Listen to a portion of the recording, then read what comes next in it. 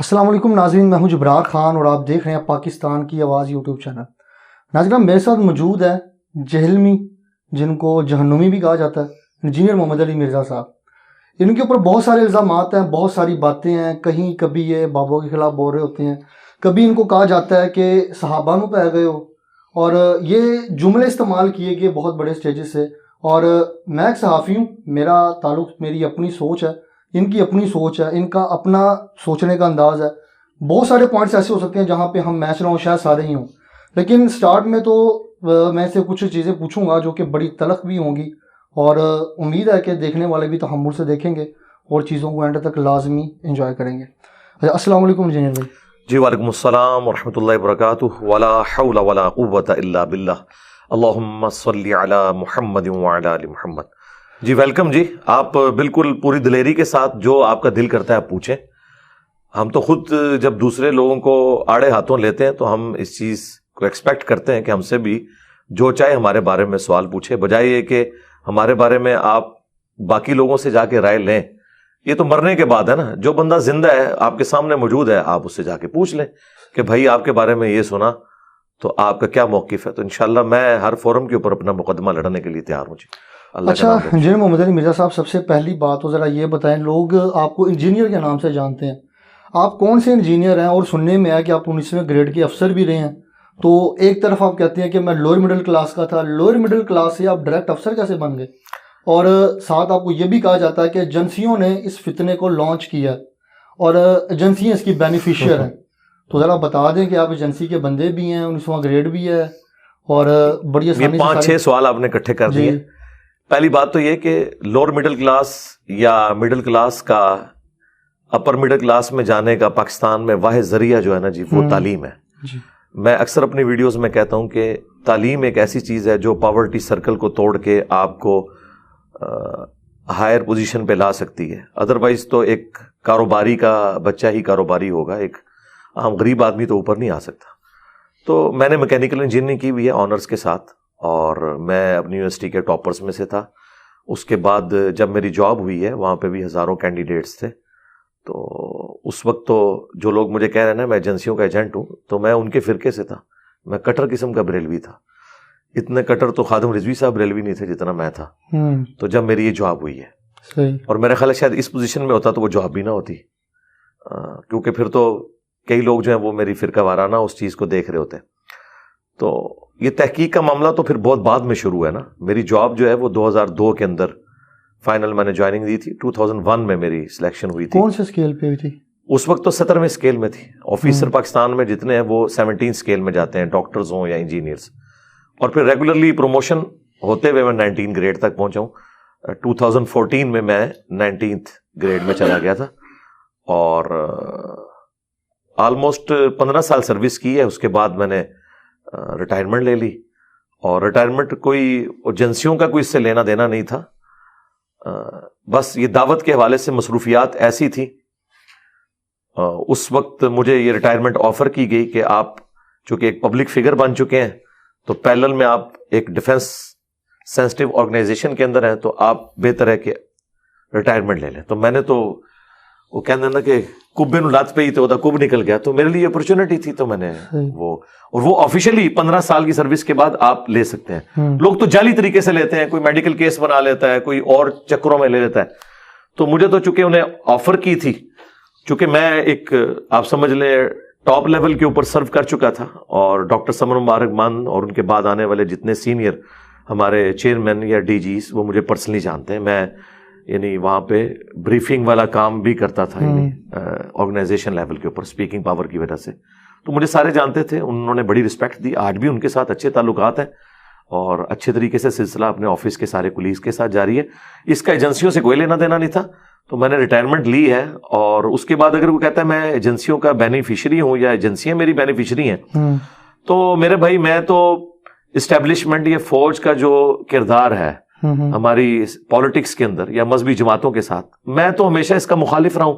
اس وقت کا مخالف ہوں جب سے یہ لوگ ایجنسیوں کو پال رہے تھے، ایجنسی والے ان مذہبی جماعتوں کو پال رہے تھے، خواہ وہ حافظ سعید صاحب کی جماعت ہو، خواہ بعد میں ٹی ایل پی جس طریقے سے انہوں نے ان کو یوز کیا. ٹی ایل پی والوں کے اپنے مقاصد تو اچھے تھے جو وہ سمجھتے تھے, لیکن ظاہر ہے کہ وہ ایجنسیوں کو بھی اس اعتبار سے ایسی جماعت چاہیے تھی, تو دونوں کی جب چیزیں کمبائن ہوگی تو لیکن 2019 کے اندر علامہ خادم حسین رضوی صاحب نے جب ایجنسیوں نے ان کو روکا, پراپرلی کہا کہ ایک نو کا آپشن آیا کہ اب آپ نے نہیں نکلنا باہر, تو علامہ خادم حسین رضوی تو میدان میں آ گئے تھے, تو ایجنسیوں اسی وقت سائڈ پہ ہو جاتی ہیں. جی, اس لیے کہ خادم رضوی صاحب اپنی کاز کے ساتھ مخلص تھے نا. ہم تو یہ سمجھتے نہیں ہے کہ خادم رضوی صاحب نے ایجنسیوں کے لیے کام کیا ہے. میں نے پہلے ہی جملہ بولا ہے اور میں بارہا ویڈیوز میں بھی یہ بات ریکارڈ کروا چکا ہوں کہ خادم رضوی صاحب کے اخلاص میں ہمیں کوئی شک نہیں ہے. میں تو مطلب انہیں اس وقت سے جانتا ہوں جب میری ابھی داڑھی بھی نہیں نکلی تھی, یعنی 1994 میں جب میں ایف ایس سی میں تھا, تو ہمارے جیلم شہر میں میرے گھر کے پاس ہی مسجد ہے جہاں سے انہوں نے تعلیم بھی حاصل کی ہے, ان کا پیر خانہ بھی جیلم میں ہے. تو میں اس وقت خادم رضوی صاحب کو جانتا تھا جب ان کو سوائے علمی حلقوں کے وہ بھی ان کے جو اسٹوڈنٹس ہیں وہ جانتے تھے. اس وقت نہ ان کی کوئی جماعت تھی, میں 1994 کی بات کر رہا ہوں, اور وہ ریگولرلی مہینے میں ایک دفعہ ہماری مسجد میں آتے تھے. اس وقت ان کی داڑھی بھی کالی تھی, پگڑی وہ اس وقت بھی اسی طریقے میں باندھتے تھے, کبھی وائٹ کبھی براؤن. جب وہ بالکل ان کی لگز وغیرہ ٹھیک تھی تب کی بات؟ ہاں بالکل, وہ کھڑے ہو کے اس وقت بیان کرتے تھے, اور اسپیکنگ پاور ماشاءاللہ ان کی اس وقت بھی تھی. یہاں پہ اردو میں بیان کرتے تھے, لیکن پنجابی والے سوال جواب میں کبھی پنجابی بولتے تھے, ویسے زیادہ تر اردو میں کرتے تھے. تو میں تو ان کو اس وقت سے جانتا ہوں, اس لیے ان کی وفات کے اوپر میں نے پوری ڈیٹیل ویڈیو ریکارڈ کرائی تھی. اس میں نے کہا تھا جنازہ پڑھنے کیوں نہیں آئے علامہ خادم حسین رضوی؟ ہاں وہ میں آپ کو بعد میں بتاتا ہوں. جی, میں نے ان کے لیے دعائے مغفرت کروا دی تھی. جی, اور میرا خیال ہے سوائے میرے کسی بھی اور بندے نے جو دوسرے فرقے سے تعلق رکھتا ہو اور اسٹرانج قسم کا کوئی آپ سمجھ لیں اس فرقے کا گول کیپر ہو, کسی نے ان کے لیے دعائے مغفرت نہیں کی ہے. لیکن میں نے خود جنازہ کور کیا, وہاں پہ تو دیوبندیوں کی لائن لگی ہوئی تھی. جو میں نے اسٹرانج قسم کے کہا ہے نا, میں اس وقت مانوں گا جب الیاس گھومن صاحب جنازہ پڑھیں گے. میں اس وقت مانوں گا جب آ کے توصیف راشدی صاحب جنازہ پڑھیں گے.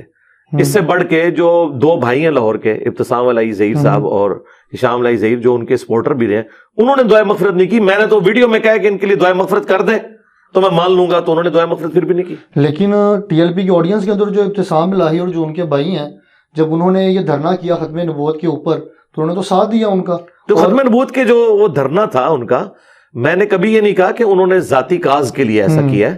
وہ جینولی یہ بلیو کرتے تھے کہ ختم نبوت کے حوالے سے جو گورنمنٹ نے یہ کیا ہے وہ غلط ہے.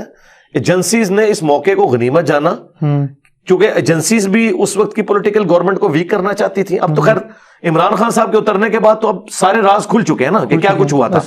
اچھا, تو میں نے اس وقت بھی ان کی وفات پہ بھی کہا تھا کہ انہوں نے ایجنسیوں کو خوش کرنے کے لیے نہیں کیا, اور پھر میں نے اس کے دلیل میں وہی بات کی تھی جو آپ مجھ سے کر رہے ہیں کہ اگر وہ ایجنسیوں کے اعلی کار ہوتے تو پھر عمران صاحب کی گورنمنٹ میں, عمران خان صاحب کی گورنمنٹ میں وہ ایجنسیوں کی بات مانتے, انہوں نے نہیں مانی. ان کے اخلاص میں کوئی شک نہیں ہے, ہمیں ان سے ان کے اخلاص میں نہیں, صرف ہمارا ان سے یہ گلا تھا کہ وہ جو ان کی تحریک تھی وہ ختم نبوت تحریک نہیں ہونی چاہیے تھی, وہ اینٹی قادیانی تحریک ہونی چاہیے تھی. اس کی وجہ یہ ہے کہ ختم نبوت تحریک اس وقت ہوگی جب آپ چشتی رسول اللہ کو بھی غلط کہیں. سر میں خود ٹی ایل پی کو مطلب پراپرلی کوریج کرتا ہوں. چشتی رسول اللہ کی آج تک بات ہی نہیں ہوئی وہاں پہ, نہ کوئی مانتا ہے چشتی رسول اللہ کو.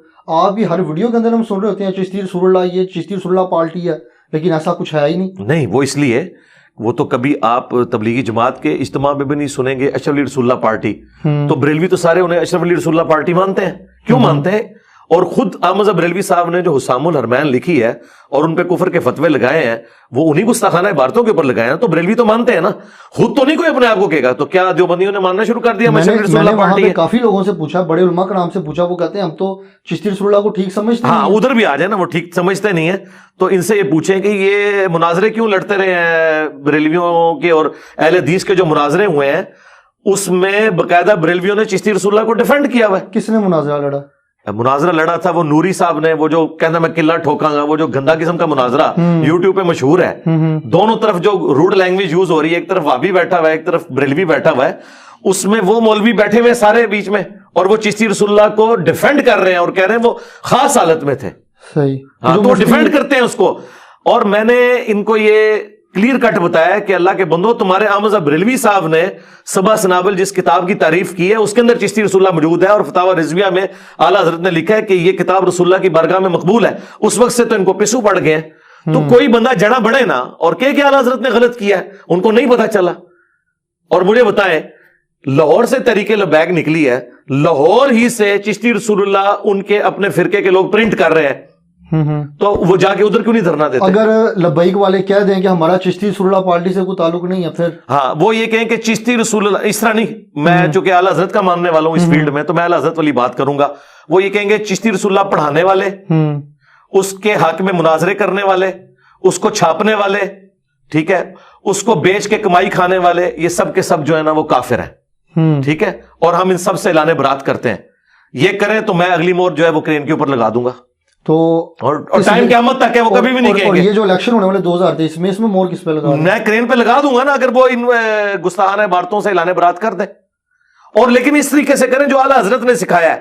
وہ اعلیٰ حضرت کہتے ہیں نا ان کے کفر میں شک کرنے والا بھی کافر. یہ کہ چشتی رسول اللہ چھاپنے والا، اسے پرنٹ کرنے والا، اس کو بیچنے والا، اس کے حق میں مناظرے کرنے والا، وہ بھی کافر، اور ان کے کفر میں شک کرنے والا بھی کافر. اب یہ نہ کہیں کہ کتابیں تبدیل ہو گئی ہیں، کتابیں تبدیل ہو گئی ہیں تو اب ان کا راگ لاب رہے ہیں. کتابیں تو تبدیل ہو گئی ہیں. نہیں، کتابیں تبدیل ہو گئی ہیں تو پہلے مناظرہ کیوں کر رہے تھے؟ اس کا مطلب ہے کہ میں ان کا مجدد ہوں جس نے آ کے انہیں بتایا کہ کتابیں تبدیل ہو گئی ہیں. لیکن غلطی مان لی ہے نا. غلطی نہیں، غلطی انہوں نے یہ مانی نہیں ہے. غلطی تو تب مانے نا جب وہ کہے کہ بزرگوں نے غلط کیا، اور ہم جو پہلے ڈیفینڈ کر رہے تھے ہمیں پتہ نہیں چلا، انجینئر صاحب نے آ کے بتایا. تو اس ایک بات کی وجہ سے آپ کہہ رہے ہیں کہ جو ٹی ایل پی ہے اس کو اینٹی قادیانی ہونا چاہیے، یا نہ کہ ختم نبوت تحریک ہونا چاہیے؟ میں تو کہتا ہوں کہ کاش ٹی ایل پی ختم نبوت تحریک بنے، اینٹی قادیانی صرف نہ رہے. اینٹی قادیانی تو ہم بھی ہیں. ہم ختم نبوت پہ چاہے غلام احمد قادیانی دجال ڈاکہ مارے، چاہے اشرف رسول اللہ کلمے کو انڈورس کر کے ڈاکہ مارے، چاہے چشتی رسول اللہ کو انڈورس کر کے کوئی ڈاکہ مارے، خواہ کشف مجوب کی وہ جو گستاخانہ عبارتیں ہیں صاحب اور سکر کی، یا بازی بستامی کا کہنا کہ میرا جھنڈا محمد کے جھنڈے سے بڑا ہوگا، اور تذکرۃ الاولیاء میں سبحانی ما اعظم شانی جتنی گستاخانہ عبارتیں میں نے ہائی لائٹ کی ہیں، یہ ساری کی ساری گستاخانہ عبارتوں کو گستاخانہ سمجھے. میں تو اعلیٰ حضرت کے نامکمل مشن کی تکمیل کر رہا ہوں. اعلیٰ حضرت نے تو گستاخیاں صرف دیوبندیوں کی پکڑی تھی. میں نے اسام الارمین میں جو اعلیٰ حضرت کے فتوے ہیں ان فتووں کو انڈورس کیا ہے ان گستاخانہ عبارتوں کے اوپر، لیکن وہ ادھوری باتیں ہیں جو ان کے بزرگوں نے کام ڈالا ہے نا، وہ اعلیٰ حضرت نے چھوڑ دیا تھا، وہ نامکمل مشن میں نے تکمیل کی ہے الحمدللہ. اچھا، یہ جو دیکھنے میں آ رہا ہے کہ آپ اپنی ایسے محسوس ہوتا ہے کہ آپ اپنی مرضی کی چیزیں نکالتے ہیں، مرضی کی چیزیں نکال کے عوام کے سامنے رکھ دیتے ہیں، اور پھر ساتھ کہہ رہے ہوتے ہیں جی آپ صلی اللہ علیہ وسلم نے بھی تبلیغ کی، اور آپ جو تبلیغ کا طریقہ کار اپنا رہے ہیں وہ تو ایسا لگ رہا ہے کہ فتنہ بازی کر رہے ہیں، جیسے دوسرے فرقوں نے کیا. اہل حدیثوں نے کیا کیا؟ انہوں نے اپنی مرضی کی چیزیں نکالی، ہر بندے نے اپنی مرضی کی چیزیں نکالی. پھر آپ نے کوئی نیا کام کیا کیا؟ آپ نے تو وہی کیا جو ساروں نے کیا. جی، میں نے نیا کام یہ کیا ہے کہ جو اہل حدیث دیوبند بریلوی اور شیعہ نے اپنی اپنی مرضی کی چیزیں نکالی تھی نا، میں نے وہ ساری لے لی ہیں. یعنی اسی لیے آپ دیکھیں کہ میرے خلاف کلپ یہ بنتا ہے، یہ چھپا ہوا رافضی ہے. اس کا مطلب یہ ہے کہ سنی مجھے سمجھتے ہیں کہ یہ ہم میں سے نہیں ہے، یہ رافضی ہے. شیعہ میرے بارے میں کہتے ہیں یہ ناصبی ہے، اس کا مطلب ہے کہ شیعہ سمجھتے ہیں کہ یہ سنیوں میں سے نکلا ہوا ہے. میرے علاوہ کون سا بندہ ہے جسے سارے فرقے والے اون بھی کرتے ہوں اور سارے فرقے والے مخالف بھی ہوں؟ ہم یہ کہتے ہیں کہ میرا ایک نظریہ بھی ایسا نہیں ہے جو اس پلانٹ ارتھ پہ مجھ سے پہلے عقیدے کی فارم میں ایگزسٹ نہ کرتا ہوں. مثلا میں اگر رفع الیدین کے اوپر زور دیتا ہوں نا، تو کیا اہل حدیث رفع الیدین پہ زور نہیں دیتے؟ اگر میں سیدنا علی کے حق میں بولتا ہوں اور بنو امیہ کی مخالفت کرتا ہوں تو مجھ سے بڑھ کر کیا شیعہ اس مخالفت نہیں کرتے؟ اگر میں حیات النبی کے حق میں بولتا ہوں تو کیا دیوبند اور بریلوی حیات النبی کو نہیں مانتے؟ میرا کوئی ایک نظریہ بھی ایسا نہیں جو میں نے آ کے لانچ کیا ہو. ہاں، یہ درست تھا کہ میں نے بریلویوں کی جو باتیں حق میں دیکھی انہیں انڈورس کیا، چاہے مجھے اہل حدیث کی گالیاں کھانی پڑی. جو اہل حدیث کی باتیں درست تھی میں نے انہیں انڈورس کیا اور اڈاپٹ کیا، خواہ مجھے بریلویوں کی گالیاں کھانی پڑی. میں نے سنیوں کی باتیں لی، وہ والی جو کتاب و سنت کے مطابق درست تھی، میرے مطابق نہیں، کتاب و سنت کے مطابق. ہمیں تو افسوس ہے کہ ہمارے اوپر اگر کوئی رد بھی کرتا ہے نا تو گالی گلوچ کرتا ہے. ہمارا علمی رد کرے کہ میں نے جو چیز ہائی لائٹ کی ہے یہ ویسے لکھی ہوئی ہے یا نہیں لکھی ہوئی، اس کے اوپر بات کریں. یہ کیا کہنا ہے ایجنسیوں کا بندہ ہے، اس طرح کی تو آپ ادبی گالی جس کو مرضی دیتے ہیں. وہ تو مجھے بتائیں، دیوبندی کہتے ہیں کہ احمد بریلوی جو ہے یہ انگریزوں کا ایجنٹ تھا. بریلوی کہتے ہیں کہ علماء دیوبند جو ہے پاکستان بنانے کے مخالف تھے، یہ بھی انگریزوں کے ایجنٹ تھے. دیوبندیوں نے تو باقاعدہ کہا ہے کہ احمد نام کے بندے، غلام احمد قادیانی، غلام پرویز، احمد بریلوی، وہ کہتے ہیں تینوں کے نام میں احمد آتا ہے. ان تینوں نے جو ہے نا وہ دین کے ساتھ جو ہے وہ کھلواڑ کیا. وہ تو سارے ایک دوسرے کے بارے میں کہتے ہیں. الحمدللہ میں نے اپنی مرضی کا دین نہیں لیا، میں نے ساروں کے اندر جو اچھائیاں تھی وہ لے لی. اسی لیے آپ دیکھیں سارے فرقوں کی جو عوام ہے نا وہ مجھے ویلکم کہتی ہے، مولوی گالیاں نکالتے ہیں. یعنی دجال سے بڑا فتنہ مجھے انہوں نے بنایا ہوا ہے. اور سب سے بڑی بات مجھے بتائیں, میں اتنا سا بریلوی رہا ہوں, اس وقت میرے نام میں کیا مرزا نہیں تھا؟ بچپن سے میرے نام میں مرزا. میرے والد صاحب جیلم کی شاید کوئی میلاد کی محفل ہو جس میں مہمان خصوصی نہ ہو اور ان کا نام پورا لکھا جاتا تھا مرزا کے ساتھ, اس وقت نہیں ان کو خیال آیا کہ یہ مرزا جو ہے وہ قادیانی ہے. نہیں, انہیں پتا تھا یہ کاسٹ ہے, کاسٹ تو ہو سکتی ہے. ابو لہب بھی ہاشمی تھا, محمد رسول اللہ بھی ہاشمی ہے. اب اس کی وجہ سے بنو ہاشم کو کون غلط کہہ سکتا ہے؟ بنو ہاشم تو سب سے اعلیٰ خاندان ہے, اللہ تعالیٰ نے انہیں چنا ہے. تو اس وقت ان کو یہ پتا نہیں تھا, انہوں نے میرے اوپر جھوٹا الزام لگایا اور اس کا نقصان دیکھیں انہی کو ہوا ہے, کیونکہ جو میری ویڈیوز دیکھتا ہے اسے پتا چل جاتا ہے. میرا ابھی بھی چیلنج ہے سرکار, جن لوگوں کو آپ کہہ رہے ہیں نا ختم نبوت پہ کام کر رہے ہیں, چاہے وہ بریلویوں کی ٹی ایل پی ہو یا دیوبندیوں کی عالمی مجلس سے ختم نبوت ہو, میں نہیں کہتا کوئی آپ 10 ویڈیو, کوئی ایک ویڈیو علمی, یہ میرا چیلنج ہے, ایک علمی ویڈیو قادیانیوں کے خلاف مجھے دکھا دیں ان لوگوں کی, جس میں انہوں نے قادیانیوں کے دلائل کا قرآن و سنت کی روشنی میں رد کیا ہو. یہ کوئی رد نہیں ہے کہ وہ جی باتھ روم میں مر گیا, نہ رد کہ وہ یہ کہتا ہے بخاری میں یہ آیا, مسلم میں یہ آیا, وہ یہاں پہ دھوکہ دیتا ہے. سوائے میرے کسی کی ویڈیوز نہیں, سب سے زیادہ میری ویڈیوز ہیں قادیانیوں کے خلاف. یہی جو آپ نے کہا نا دھوکہ دیتا, آپ کو بھی عوام دیکھنے والی جو ہے اور جتنے بھی آپ بریلویوں کو کہہ رہے ہیں وہ یہ کہتے ہیں کہ آپ جو ہیں وہ آیتیں کوڈ کر کے احادیث کوڈ کر کے لوگوں کو دھوکہ دے رہے ہیں. آپ کہتے ہیں آپ سامنے تو بیٹھتے نہیں ہیں, کمرے میں بیٹھ کے سارے. اب یہ 2 الگ بات ہے, 200-250 بندوں کے سامنے. اچھا ٹھیک ہے, 200-250 نہیں, لاکھوں بندوں کے سامنے, 200-250 کے سامنے تو وہ کہتے ہیں جی پھر کریں کوئی اپنا کوئی جلسہ کریں, کوئی دکھائیں اپنے 200. ہاں جی, میں نے اس کا حل دیا ہے بڑا اچھا, کہ مجھ سے پہلے آپ سارے فرقے ایگزسٹ کرتے ہیں نا, آپ آپس میں ایک پول میچ کھیلیں اور آپ کا جو ونر ہونا اس کے ساتھ فائنل میرا کروا لیں. مجھ سے آگے کیوں ڈائریکٹ بات کرتے ہیں؟ کیا بریلوی دیوبندیوں نے آپس میں مناظرے کر کے کوئی رزلٹ نکال لی ہے جو میرے ساتھ بات کر کے کوئی کریں گے؟ پھر بھی انہوں نے کہا نہیں پھر بھی بیٹھے. تو میں نے تو ان کو دی ہوئی آفر, آپ کے پلیٹ فارم سے میں دوبارہ آفر دیتا ہوں کہ میں بیٹھنے کے لیے تیار ہوں, لیکن ایک میری لاجیکل شرط ہے, اس کو آپ فالو کر لیں. وہ یہ ہے, دیکھیں جب بھی کسی فرقے کے لیڈر کی طرف سے کوئی دعویٰ آتا ہے نا تو مخالفت میں بھی اس کا لیڈر ہی آتا ہے. یہ نہیں ہوتا کہ آسٹریلیا کی قومی ٹیم کا مقابلہ لاہور کی ٹیم کے ساتھ ہو. یہ میرے بارے میں کہتے ہیں اس نے علمی کتابی فرقہ لانچ کیا ہے, ٹھیک ہے, for the sake of argument میں ایگری کر گیا, تو اس فرقے کا ہیڈ پھر میں ہوا بقول ان کے. تو بریلویوں کے ہیڈ اس وقت مفتی منیب الرحمان صاحب ہیں, جنہوں نے ٹی ایل پی کے اور فوج کے مذاکرات بھی کرائے. اس وقت انہوں نے ثابت کر دیا کہ سب سے بڑا میں ہوں. جب بھی بریلویوں پہ بڑا برا وقت آتا ہے تو ہمارے مفتی منیر صاحب سامنے آتے ہیں, تو مفتی منیر صاحب کو لے آئیں, لائیو کیمرے کے سامنے بیٹھ کے میرے سے سوال جواب کر لیں قرآن و سنت کی روشنی میں. دیوبند کے لیے سب سے بڑے عالم دین مفتی تقی عثمانی صاحب ہیں, میں تیار ہوں ان کے لیے, آئیں بیٹھیں, میں تیار ہوں جس وقت آپ کہیں میں لائیو بیٹھنے کے لیے تیار ہوں. یہاں نہیں آنا چاہتے نہ آئے, میں جناب ان کو کرسی میں بٹھاؤں گا, قدموں میں بیٹھوں گا, اگر سامنے نہیں بیٹھنا چاہتے لائیو بیٹھ جائیں. ان کے علاوہ چھوٹے موٹے سے بات اس لیے نہیں ہوگی کہ چھوٹے تو لاکھوں میں ہیں, میں ایک سے بات کروں گا پھر کہیں گے نہیں آئے تو اتنا پتہ ہی نہیں سی, ساڑھے وڈے تے اونے, میں اودے نال گل کراں گے نہیں انہوں نہیں پتا, منو تے عمرے نو بھی مل جائے, تواڈے مولوی نہیں مک رہے, میں تے کلاواں. تے بہتر یہ ہے کہ جدوں صحابہ کرام پہ برا وقت آیا تھا, بخاری مسلم میں آتا ہے, تو حضرت ابو سفیان بن حارث حضور کے جو چچا زاد تھے, انہوں نے حضور کے خچر کی مہار تھامی اور صرف 80 بندے حضور کے ساتھ تھے. 12,000 کا لشکر چھوڑ گیا, قبیلہ حوازن کے تیروں کا مقابلہ نہیں کر سکے. نبی الاسلام آگے بڑھے اور آپ نے کہا انا النبی لا کذب, اب انا ابن عبد المطلب, میں نبی, اس میں کوئی جھوٹی بات نہیں, میں عبد المطلب کا بیٹا ہوں. لیڈر کا کام ہے فرنٹ سے لیڈ کرے. اب یہاں پہ بھی جائیے, مفتی منیر صاحب کہیں کہ میں بریلوی ہوں, اس میں کوئی شک نہیں, میں حق میں ہوں, میں انجینئر کے مقابلے کے لیے علمی طور پر تیار ہوں, آئے بڑے بات کریں, چھوٹوں سے نہیں بات ہوگی. یہ ایک آپ کی بھی جو بات ہے نا, یہ بھی بڑی تنقید کی مائل ہے کہ آپ بہت ساری چیزیں, ابھی جیسے آپ صلی اللہ علیہ وسلم کی آپ نے اگزامپل دی, اور ساتھ ہی آپ کہہ رہے ہیں کہ جی میں لیڈر ہوں یا مفتی منیب الرحمان صاحب لیڈر ہیں, تو وہ اب یہ کمپیریزن آپ کدھر کا کدھر ملا؟ کمپیریزن ظاہر ہے, میں نے ایٹر کی مثال تو نہیں دینی, ہم تو ہر معاملے میں اپنے نبی سے ہی لیں گے نا, ہر معاملے میں نبی صحیح ہے ایگزامپل دینا. ابھی بالکل دیکھیں, لقد کان لکم فی رسول اللہ اسوۃ حسنہ, بے شک رسول اللہ کی زندگی میں تمہارے لیے بہترین نمونہ ہے. نبی الاسلام کی مبارک زندگی سے ہی تو ہم نے مثالیں لینی ہیں. دیکھیں جب ہم اپنی بیویوں کو سمجھاتے ہیں تو انہیں کیا کہتے ہیں کہ ہماری بیویوں کو ویسا ہونا چاہیے جیسا کہ حضرت عائشہ رسول اللہ کے لیے تھی.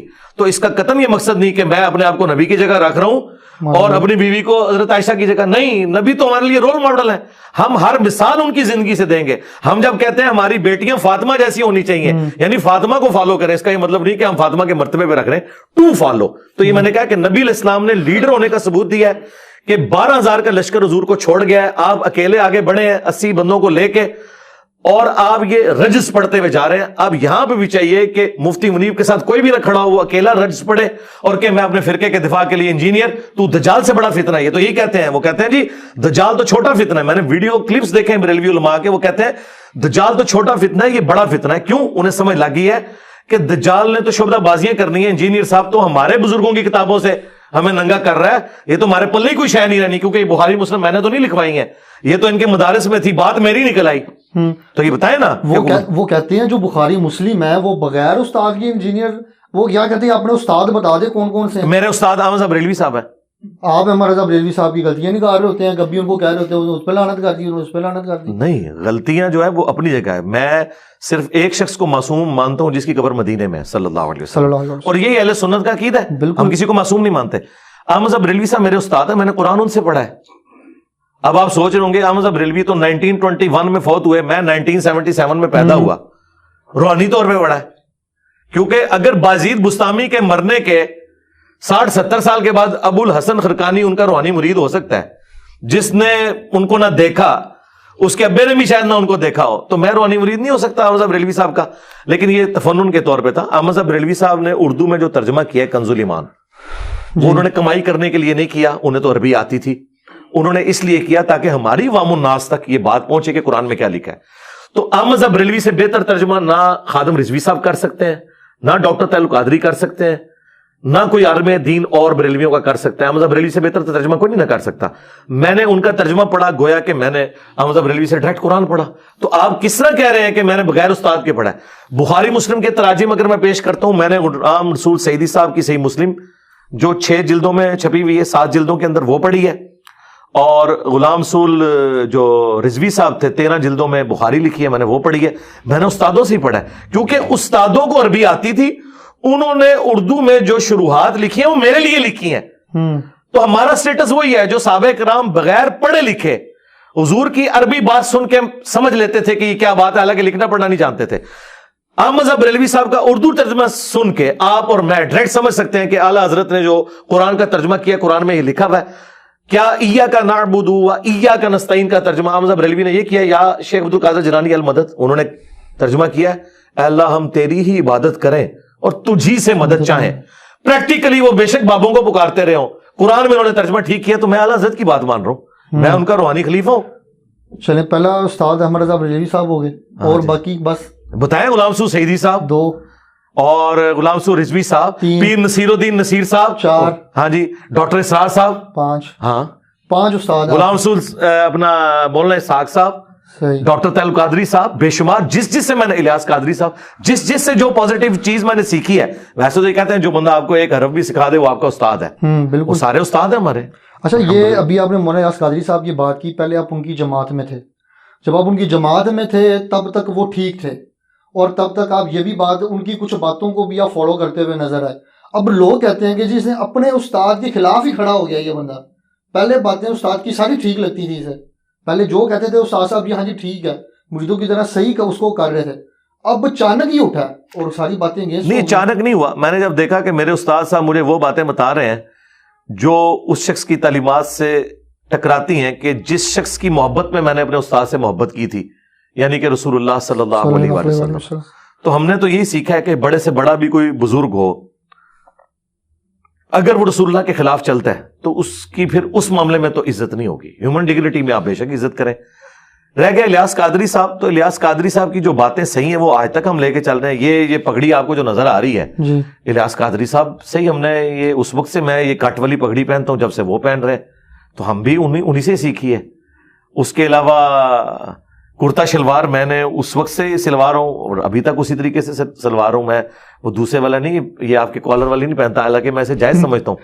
تو میں نے پازیٹیو چیزیں تو ان سے سیکھی ہیں. باقی جو عقائد میں اختلاف ہے تو وہ خود انہی تعلیم. دیکھیں, اگر الیاس قادری صاحب ٹی وی پہ بیٹھ کے یہ کہتے ہیں کہ قرآن کے بعد سب سے افضل کتاب بخاری شریف ہے, اور بخاری شریف میں نماز کا طریقہ وہ لکھا ہوا ہے جو شیخ عبد القادر جیلانی نے غنیۃ الطالبین میں لکھا ہوا ہے, یعنی رکوع میں جاتے وقت اور اٹھتے وقت رفع الیدین, اور خود الیاس قادری صاحب اس پہ عمل ہی نہ کریں, تو میں الیاس قادری صاحب کی بات مانوں یا بخاری شریف کی بات وہ مانوں؟ کہتے ہیں نماز تو یہ بھی ثابت ہے, اس طرح پڑھو اس طرح تو پڑھو. پھر وہ یہ کیوں کہتے ہیں کہ قرآن کے بعد سب سے افضل کتاب بخاری شریف ہے اگر اس پہ عمل نہیں کرنا؟ اور دوسری بات وہ یہ نہیں کہتے یہ بھی ثابت ہے وہ بھی ثابت ہے, وہ کہتے ہیں یہ منسوخ, جو ان کی عوام ہے وہ تو نہیں, وہ کہتے ہیں یہ منسوخ ہے, یہ مکھیاں مارنا ہے, یہ بغلوں میں بت رکھ کے آتے تھے, عوام کو انہوں نے یہ پڑھایا ہوا ہے. تو کیا بغلوں میں بت واقعی تھے؟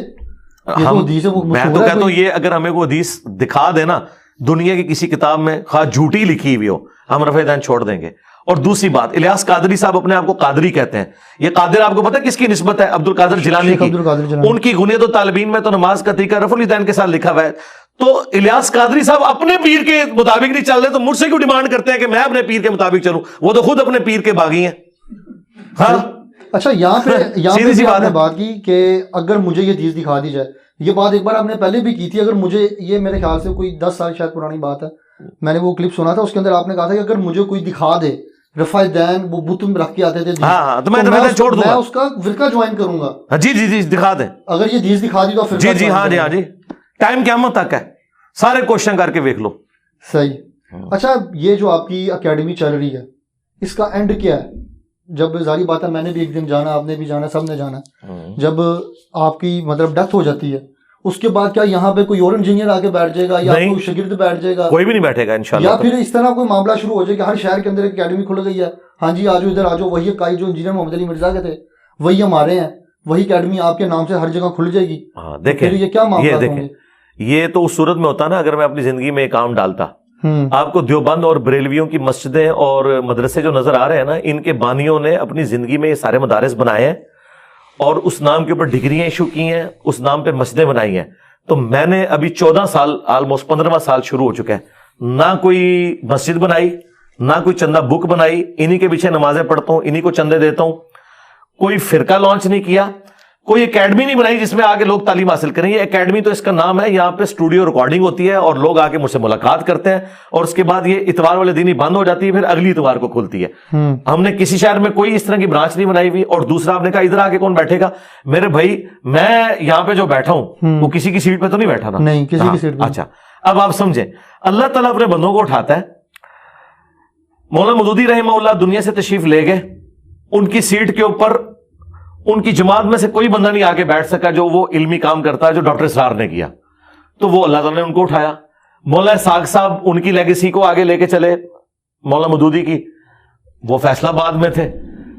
اور مولانا اسحاق صاحب نے جس طریقے سے سنی شیعہ کنفلکٹ کے لیے جو ایفرٹ پٹ کی اس کو ریزالو کرنے کے لیے, وہ اس لیگیسی کو آگے میں لے کے چلوں. تو یہ اللہ کی مرضی ہے کہ کس جگہ پہ بندہ اٹھائے گا. مجھے نہیں پتا میرا کون سا اسٹوڈنٹ یا اس لیگیسی کو کون آگے لے کے چلے گا. ہم نے نہ کوئی ادھر بازار بنانا ہے, میرے پاس اکیڈمی مطلب آپ کے یہ کرائے میں ہے بھائی, خریدی نہیں ہوئی ہے, یہ کرایہ دینا یہ بند کر دیں گے, خود ہی اکیڈمی بند ہو جائے گی. اچھا, کرایہ آپ جو دے رہے ہیں, جو سارے معاملات چل رہے ہیں, یہ آپ خود چلا رہے ہیں؟ نہیں, میں مسلح کے نیچے سے سونا نکالتا ہوں اور دیتا ہوں. آپ کے بابے نکال سکتے ہیں تو میں نہیں نکال سکتا. ہاں جی, مسلح کے نیچے سے نکالتا ہوں اور دیتا ہوں. ظاہر ہے خود ہی دے رہے ہیں جی, تو ڈالروں میں تو پیمنٹ نہیں ہے. آپ کے پاس تو بڑے پیسے ہیں پھر جی. کتنے پیسے یار, کوئی اس کا کوئی اربوں روپیہ تو کرایہ نہیں ہے نا میرے بھائی, اس میں کون سا مسئلہ ہے. اچھا, یہاں پہ ایک سوال اور جو بابوں پہ بات ہو رہی ہے, آپ کبھی ثاقب رضا مصطفی صاحب کا کلپ لگا دیتے ہیں اور کہتے ہیں جی دیکھیں یہ کیا کر رہے ہیں, اور کبھی آپ لگا دیتے ہیں وہ اپنے مصباحی صاحب کا لگا دیتے ہیں, کبھی آپ مفتی جمال الدین بغدادی کا لگا دیتے ہیں, ان کی تصویریں ساتھ لگاتے ہیں اور کہتے ہیں جی میرے ساتھ وہ بات کرے جس کی ویئرشپ بڑی زیادہ ہے. آپ فیس بک کے اوپر جو دعوت اسلامی کے سب کے ملینز میں فالوورز ہیں, فیس بک کے اوپر بہت سارے ایسے علماء جن کے ملینز میں فالوورز ہیں, یوٹیوب کے اوپر ان کے ذرا کم ہے, تو آپ کہتے ہیں میرے ساتھ وہ بندہ بات کرے جس کے ملینز میں فالوورز ہیں.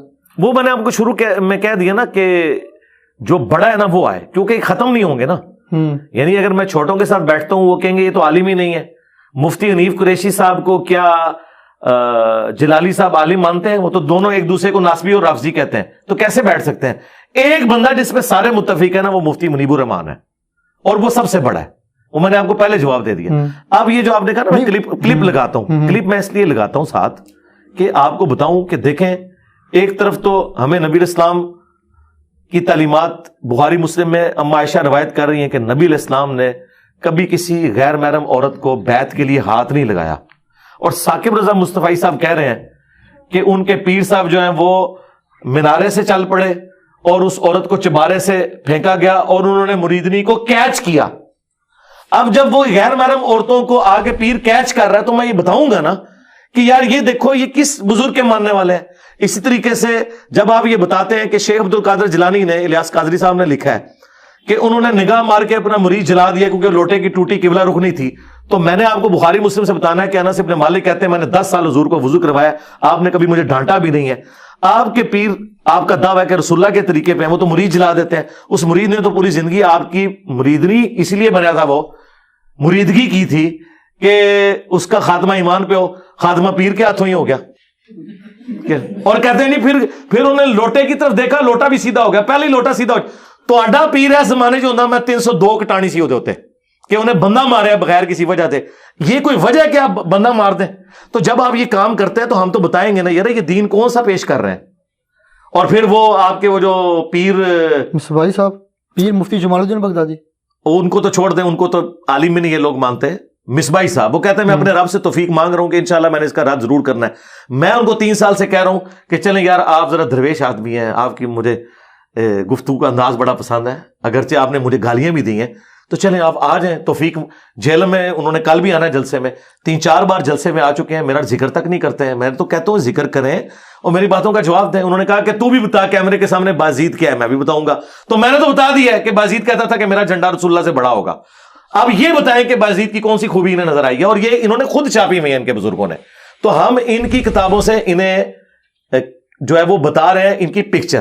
پیر اجمل قادری صاحب نے ویڈیو میں کہا کہ ابو الحسن خرقانی کا کرتا جو ہے محمود غزنوی نے پیش کیا، سومنات میں فتح ہو گئی. میں نے بتایا کہ رسول اللہ کا کرتا صحابہ کے پاس تھا، جنگ قاسیہ میں 8,500 صحابہ شہید ہوئے ہیں، اس کی وجہ وہ نبی کا کرتا لے جاتے اور وہ کرتا شفا بھی دیتا ہے. مسلم شریف میں حدیث ہے کہ ام اسما بنت ابی بکر نے وہ کرتا نکالا اور کہا کہ ہم اس کا دھون مریضوں کو شفا کے لیے پلاتے ہیں. تو نبی کا کرتا دیکھ کے، اور نبی نے جب خود پہنا ہوا تھا صلی اللہ علیہ وسلم، ابو جہل نے تو کلمہ نہیں پڑھا، ابو الحسن خرقانی کا کرتا اتنا بڑا ہو گیا جی وہ قیامت تک ہند کی سرزمین میں کوئی کافر ہی نہیں رہے گا. کہانیاں جھوٹ. تو یہ ہم اس کو ایکسپوز کریں. اور مفتی جمال الدین بغدادی کی ایک ویڈیو آن لائن پڑی ہوئی ہے جس کے اندر انہوں نے کلیئر کہا کہ میں نے داتا گنج بخش شری جویری کو کھلی آنکھوں سے دیکھا، اور انہوں نے کہا کہ میں نے آپ صلی اللہ علیہ وسلم کی بھی زیارت کی. انہوں نے چیلنج کیا ہوا ہے کہ مینار پاکستان آ جاؤ اپنے بندے لے کے، میں آپ کو کھلی آنکھوں سے آپ صلی اللہ علیہ وسلم کی زیارت کرواؤں گا. تو پھر چیلنج قبول کرتے ہیں، چلیں مینار پاکستان. مجھے چیلنج قبول کرنے کی ضرورت نہیں ہے. جن کو نبی الاسلام کی زیارت کی تڑپ ہے، یقیناً مجھ سے زیادہ بریلویوں کے نا، تو بریلوی جا کے دیدار کر رہے ہیں، پھر مجھے بتائیں میں بھی آ جاؤں گا. لاہور میں میرا خیال ہے کروڑوں بندہ تو لاہور میں جمع ہو جائے گا نا، تو آپ بھی ادھر سے ہی ہیں نا. بالکل. تو آپ اس سے بڑی اپرچونٹی کیا ہے؟ وہ صرف یہ آفر میرے لیے ہے، صرف آپ کو نبی الاسلام سے کوئی محبت نہیں ہے، آپ جا کے زیارت کریں جو کہتے ہیں. لیکن آپ رد تو آپ میں تو کہتا ہوں کہ یہ بندہ مجھے نماز تجوید کے ساتھ سنا دے. مفتی جمال الدین بغدادی جی تجوید کے ساتھ، جو تجوید ہے اس کے ساتھ یہ مجھے نماز سنا دینا تو میں اسے عالم دین ماننے کے لیے تیار ہو جاؤں گا. میرے تو خیال میں اس کے تو اپنے علماء کہتے ہیں کہ ان کے پاس عالم دین کی ڈگری کوئی نہیں ہے. تو وہ تو کہتے ہیں ہے. ان کا حال یہ ہے کہ انہوں نے میرے خلاف ویڈیو ریکارڈ کرائی ہے اور انہوں نے کہا کہ جی ہوں مرزا جیل میں بولے گا اور کتے دے دماغ ہی بھونکنے تو زبان کچھ ہی نہیں ہے. اور اس کے آگے وہ کہتے ہیں کہ تم انہوں جواب دے کہ بخاری چ حدیث کیوں لکھی ہے کہ نبی الاسلام نے امامت کی، تو وہ جھوٹ نکلا ہے، وہ بخاری میں ہے ہی نہیں حدیث، وہ مسلم شریف میں ہے. اتنا بڑا ان سے غلطی ہوگی. حدیث تو ہے نا. نہیں حدیث ہے تو ہم مانتے ہیں نا. جی تو بتائیں. نہیں اس میں جب وہ ساری امامت کرتے میرے بھائی، ہاں تو نبی الاسلام نے امامت کروائی نا، یہ تو نبی الاسلام کا موڈز ہے. جو نہیں مانتا وہ گمراہ ہے. ہم تو مانتے ہیں بالکل. تو پھر وہاں پہ جو سارے نبی آگے تھے 1,00,000، ہاں تو بالکل ٹھیک ہے. تو وہاں پہ بیت المقدس، لیکن وہاں آئے ہیں نا. اب آپ کے داتا دربار کٹھے ہو گئے ہیں تو ہم کہیں گے کہ داتا دربار سے پہلے وہ حضرت ابوبکر صدیق کے گھر کیوں نہیں کٹھے ہوئے، حضرت عمر کے گھر کیوں نہیں کٹھے ہوئے؟ تو بابے بہت بڑے نے. یہ بات ہے نا. سیدہ فاطمہ سلام اللہ علیہا سے بڑھ کر کون ہے؟ مجھے کوئی ضعیف حدیث بتا دے. آپ نے کہا نا کہ یہ بغدادی صاحب کوئی ضعیف جھوٹی حدیث ہی دکھا دیں کہ حضرت عائشہ یا حضرت فاطمہ نے کبھی قبر رسول پہ حضور کو جا کے دیکھا ہو لائیو. وہ تو روتے روتے دنیا سے چلے گئے کہ اپنے باپ کا چہرہ نہیں دیکھ سکوں گی. یہ لوگ کہاں سے کہتے ہیں ہم لائیو دیکھتے ہیں؟ ان سے بڑھ کے کوئی حقدار ہے؟ کبھی مولا علی نے دعویٰ کیا ہو کہ میں نے نبی اسلام کو لائیو دیکھا ہے؟ خواب میں دیدار ممکن ہے، لائیو نہیں ہے. نہیں لائیو نہیں. لائیو تو زندگی مبارک میں تھا. وہ تو بتاتے ہیں، وہ وظیفہ بھی بتاتے ہیں، یہ وظیفہ کریں آپ کو دیدار ہو. تو آپ کر لینا میرے بھائی. اچھا بہرحال یہاں پہ ایک بات اور بڑی امپورٹنٹ ہے کہ کچھ عرصہ پہلے راؤنڈ اباؤٹ کوئی 10-12 سال پہلے آپ کی کلپ کے اندر آپ کہتے ہیں جی حضرت جو امیر معاویہ رضی رضی اللہ تعالیٰ عنہ، آپ ان کے بارے میں کہتے ہیں جی وہ ہمارے ماموں ہیں اور ان کے بارے میں زبان بند رکھنی چاہیے. پھر ریسنٹلی آپ ایک لائیو کر رہے ہوتے ہیں اور لائیو کے دوران آپ کہتے ہیں جی وہ میں میرے ذہن میں تھا لیکن میں بول نہیں سکتا تھا اور تاکہ کوئی مسئلہ نہ بن جائے، ایسا نہ ہو جائے. پھر ریسنٹلی آپ نے ایک اور کلپ بھی کچھ دن ہوئے آپ نے لانچ کیا ہے اور آپ نے دوسروں کو کہتے ہیں ماموں پارٹی. تو پہلے آپ جو خود ماموں پارٹی کے ممبر تھے تو تب آپ ٹھیک کہہ رہے تھے، اب آپ نہیں. تو میں نے تو اپنی غلطی مان لی ہے نا جی، اور اس میں نے یہ بتایا کہ مجھے اس ایشو کی سینسٹیوٹی اور اس کی ڈیٹیلز پتہ ہی نہیں تھی. ظاہر ہے میں ایک سنی خاندان میں پیدا ہوں تو مجھے تو وہی کہانی کروائی جانی ہے نا جو باقیوں کو کرائی گئی ہے کہ یزید کو اوپر سے ٹپک کے آ کے بیٹھ گیا. مجھے بعد میں جب پتا چلا کہ یار یہ تو کام پیچھے سے ڈلا ہوا ہے تو میں نے اسے ایکسیپٹ کر لیا. یہ تو میرا ایک پلس پوائنٹ ہے. اب بھی اگر مجھے کوئی غلط چیز نظر آئے گی اپنے اندر تو میں رجوع کروں گا. میں نے تو کئی باتوں میں رجوع کیا ہے کہ یار یہ بات اس طرح نہیں تھی، اس طرح. آپ یہ بات کریں کہ جو اب میں بات کر رہا ہوں یہ لکھی نہیں ہوئی کہیں پہ.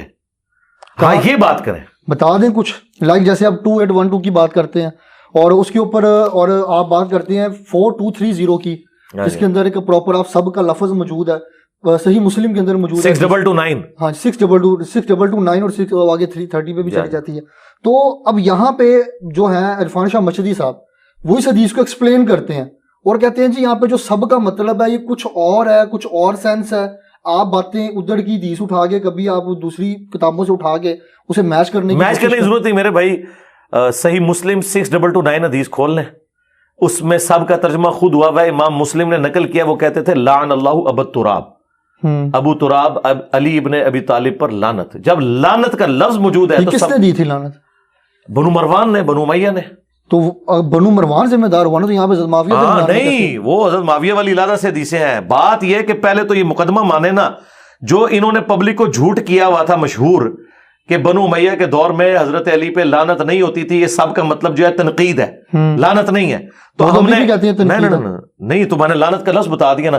پہلے تو یہ معافی مانگے نا کہ انہوں نے صدیوں سے جھوٹ بولا ہے. امام مسلم لکھ کے گئے تھے. اگلی بات بھی ہم کریں گے. میں نے 10 حدیثیں مسلم شریف سے، بخاری شریف سے، ابو داؤد سے، سنن نسائی الکبریٰ سے، المستدرک الحاکم سے نقل کی ہیں کہ حضرت معاویہ کے دور میں بھی یہ سب و شتم ہوتا تھا، ان کی موجودگی میں بھی ہوا ہے.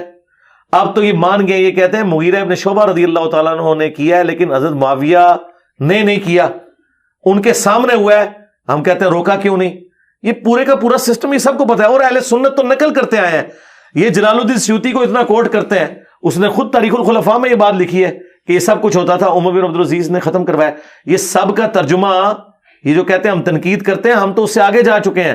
سب کو چھوڑ دیں، لعن اللہ ابو تراب موجود ہے، ابو تراب پر لعنت نعوذ باللہ. تو سب کا ترجمہ میں ہلکا کرتا رہا ہوں. گالی میں اس میں بھی رجوع کرتا ہوں. گالیاں نہیں دیتے تھے، لعنتیں بھیجتے تھے. ہم کہتے ہیں جنہوں نے اہل بیت پہ لعنت بھیجی ہے نا ان پہ اللہ کی لعنت، اللہ کے فرشتوں کی لعنت، تمام لعنت کرنے والوں کی لعنت اور ان کے دفاع کرنے والوں پہ بھی لعنت. ان کا حشر بھی ان کے ساتھ ہو اور ہمارا حشر خلفائے راشدین اور اہل البیت کے ساتھ ہو. میں جنرل سٹیٹمنٹ دیتا ہوں، جسے فٹ اسے گفٹ. اچھا، علامہ خادم حسین حدیث صاحب ایک جملہ بولتے ہوتے تھے جن پہ اللہ راضی، ان کا رسول راضی. اللہ نے ازل میں دیکھا اپنے صحابہ جیسا دل نہیں پایا. ہاں بالکل، ہم تو آپ تو ڈائریکٹ صحابہ کی نہ صحابہ نہیں، 1-2 بندوں کا مسئلہ ہے. صحابہ 1 لاکھ سے زیادہ ہے. صحابہ کے قاتلین کے ہم خلاف ہیں، جو صحابہ کے دشمن ہیں. مثلا دیکھیں جی، کیا منکرین زکوٰۃ صحابہ نہیں تھے؟ زکوٰۃ کافر سے لی جاتی ہے مسلمان سے؟ مسلمان سے. تو حضرت ابو بکر صدیق نے جو منکرین زکوٰۃ کے خلاف تلوار اٹھائی ہے تو وہاں آپ حضرت ابو بکر صدیق کو کیوں نہیں کہتے کہ ایک صحابی نے دوسرے صحابی پہ تلوار کیوں اٹھائی ہے؟ کیا کہتے ہیں آپ؟ کہتے ہیں منکرین زکوٰۃ ریٹ آف دی گورنمنٹ کو انہوں نے چیلنج کیا ہے. ہم کیا کہتے ہیں؟ ہم حضرت ابو بکر کے ساتھ کھڑے ہیں. کہتے ہیں نا؟ بالکل کہتے ہیں. اچھا بس اب قائم رہنا ہے جی. جو کان ڈالے گا نا آپ نے خلیفہ راشد کے ساتھ کھڑا ہونا ہے نا، تھوڑی گڈی پینچر ہو جائے. آگے چلیں. حضرت عمر کے دور میں مسلمانوں نے ایسا سچ کوئی بغاوت نہیں کی ہے. رومنز اور پرشینز کے خلاف انہوں نے جنگیں لڑی. ہم کہتے ہیں حضرت عمر کے مخالفین کافر تھے، رومنز اور پرشین. اس سے آگے چلیں. حضرت عثمان غنی رضی اللہ تعالیٰ کے دور میں جو ان کے خلاف بلوائی کھڑے ہوئے، ہم انہیں بلوائی کہتے ہیں. اگرچہ ان میں صحابہ اور تابعین شامل ہیں لیکن ہم حضرت عثمان کو حق پہ مانتے ہیں کہ ان کو اس طریقے سے شہید نہیں کرنا چاہیے تھا. پروٹیسٹ کو جس لیول پہ وہ لے گئے، کیونکہ بخاری میں آتا ہے وہ نمازیں پڑھاتے تھے مسجد میں. حضرت عثمان نے کہا ان کے پیچھے نمازیں پڑھو. اگر وہ یہودی ہوتے تو حضرت عثمان کہتے کہ ان کے پیچھے نماز پڑھو, اس کا مطلب وہ مسلمان تھے. صحیح بخاری 695 نمبر حدیث ہے. جب حضرت علی کی باری آئی ہے اور ان کے خلاف جو ریٹ آف دی گورنمنٹ کو چیلنج کر رہے ہیں, آج خادم رضوی صاحب کو یہ بات پتا ہے, چلے ان کا آپ نے ذکر کیا, میں انہی کا ذکر کرتا ہوں. خادم رضوی صاحب کو تو یہ بات پتا ہے کہ ختم نبوت کے ایشو پہ, جس کو میں اینٹی قادیانی ایشو کہتا ہوں, ختم نبوت تو وہ ہے جو چشتی رسول اللہ اشری رسول اللہ کو بھی غلط کہے. ختم نبوت کے ایشو پہ میں نے دھرنا جا کے اسلام آباد دینا ہے, لیکن حضرت علی کے جو مخالفین تھے وہ بجائے مدینہ شریف آ کے حضرت علی سے قصاص سے عثمان کو ڈیمانڈ کرنے کے, وہ خود کوفے اور بصرے میں چلے گئے ہیں جنگ لڑنے کے لیے. جب اس طرح کوئی ریٹ آف دی گورنمنٹ کو چیلنج کرے گا تو حضرت علی نے ان کے خلاف تلوار اٹھائی, اور احادیث میں نبی علیہ السلام نے بشارت دی تھی المستدرک للحاکم میں, مسند احمد میں, کہ جس طرح میں نے کافروں کے خلاف تلوار اٹھائی ہے نا, تم میں ایک ایسا شخص بھی ہے جو مسلمانوں کے خلاف تلوار اٹھائے گا. حضرت ابوبکر نے کہا آنا یا رسول اللہ. آپ نے فرمایا نہیں, کیونکہ صحابہ تو اس کو آنر فیل کر رہے تھے کہ ہم بھی حضور کی سیٹ پہ بیٹھ کے یہ کام کریں گے. حضرت عمر نے کہا آنا. آپ نے فرمایا نہیں, بلکہ وہ شخص جو میری جوتیاں گانٹ رہا ہے, اور مولا علی جوتیاں گانٹ رہے تھے. نبی علیہ السلام پہلے کہہ کے گئے ہیں کہ مولا علی نے میرے بہاف کے اوپر مسلمانوں پہ تلوار سونتنی ہے. سورہ الحجرات کی آیت کے تحت کہ جب مسلمانوں کا گروہ باغی ہو جائے اس کے خلاف قتال کرو. وہ کافر نہیں, باغی. جب ان کی باری آتی ہے تو کہتے ہیں اپنی زبانیں بند رکھیں. جس دن یہ منکرین زکات کے خلاف اپنی زبانیں بند کر لیں گے, یہ حضرت عثمان کے مخالفین کے خلاف ان کو بلوائی کہنا چھوڑ دیں گے, یہ میں الزامی جواب دے رہا ہوں. ویسے اس دن ٹھیک ہے, ہم بھی حضرت علی کے مخالفین جو ہے نا ان کے بارے میں اپنی زبان بند کریں گے, لیکن یہ کبھی ہوگا نہیں انشاءاللہ تعالی. اس کی وجہ یہ ہے کہ جس کے خلاف میرے نبی نے ارشاد فرمایا کہ عمار کو باغی جماعت قتل کرے گی, عمار انہیں اللہ کی طرف بلائے گا, وہ دوزخ کی طرف بلا رہی ہوگی, میں اپنے نبی سے کیسے ٹکر لے لوں. صحیح بخاری 2812. لیکن وہ تو یہ کہتے ہیں کہ جی جو عمار بن یاسر رضی اللہ تعالیٰ عنہ کو باغی جماعت قتل کرے گی, وہاں پہ بات یہ ہے کہ رافضی کچھ شامل تھے اس جنگ میں. اب آپ جن کا نام لیتے ہیں وہ کہتے ہیں جی ان کو تو انہوں نے قتل کر وہ بھی کہتے ہیں یہ اسی طریقے سے کہانی ہے جو بغلوں میں بت رکھ کے آتے تھے. مسند احمد میں موجود ہے, ابو الغادیہ ایک صحابی تھے صلح حدیبیہ کے, انہوں نے عمار کو قتل کیا. وہ تو خود روتے تھے, مجھ سے عمار کا قتل ہو گیا. آپ کہاں سے وکالت کر رہے ہیں؟ حدیبیہ میں تو ان کا شجر کے نیچے ہاتھ, وہی بیعت ہوئی تھی. جی وہ جنتی ہو گیا. جی وہ جنت کی بشارت ملی نا, لیکن اس کے بعد ان سے غلط کام ہوا نا. وہ خود روتے تھے.